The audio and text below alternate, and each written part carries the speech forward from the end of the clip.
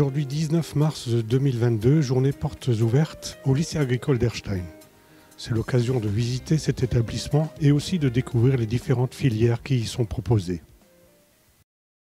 Le lycée professionnel agricole d'Erstein accueille environ 160 élèves répartis de la 3e jusqu'au BTS.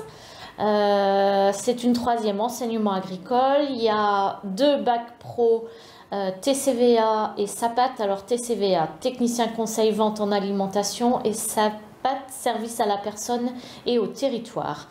Voilà, donc de la seconde à la terminale, il y a à peu près 32 élèves par classe, 18 en 3e, et après on a une promotion de BTS DATR, développement, animation des territoires ruraux, où on a à peu près entre 20 et 25 élèves par classe.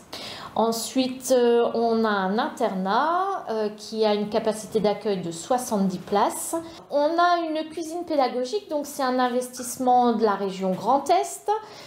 Cette cuisine pédagogique a été construite cette année et mise en service au début du mois de décembre. Donc il y a l'équivalent de 12 places pour les élèves, et on a aussi un poste d'accueil pour les personnes à mobilité réduite.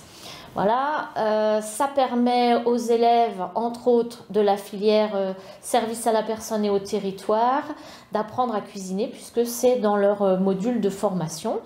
Alors là, on est en train de faire des wraps, donc on est en train de suivre une recette et on va tout simplement cuisiner. Les faire en 8 petites boules pour ensuite les rouler et les mettre au four.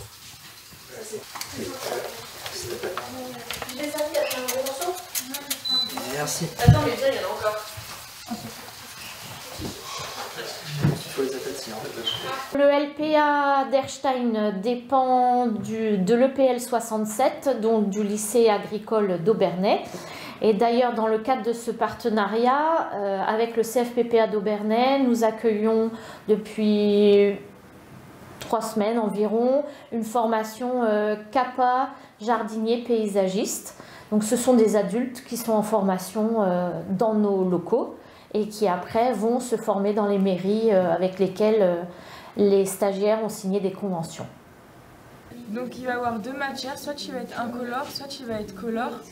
Donc là par exemple vous voyez qu'elle est incolore, et quand on va commencer à la remuer, elle va devenir colorée.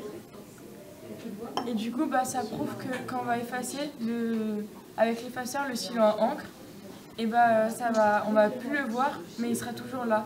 Et du coup ça c'est grâce à l'air qui le transmet. Parce que le colorant existe sous 2 formes. Il y a une forme colorée et une forme incolore. Et votre effaceur vous permet juste de passer de la forme colorée vers la forme incolore.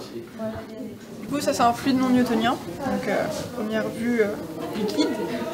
Passer les objets, c'est liquide. Sauf que si du coup on met une pression, une vitesse, ça ne l'est plus. Parce que du coup les molécules n'ont pas le temps de se réorganiser pour laisser passer les objets ou autres. Et du coup ça se compacte juste et ça s'oppose au mouvement. Voilà, ça s'oppose juste au mouvement. On peut mettre en évidence après filtration la présence d'ADN dans la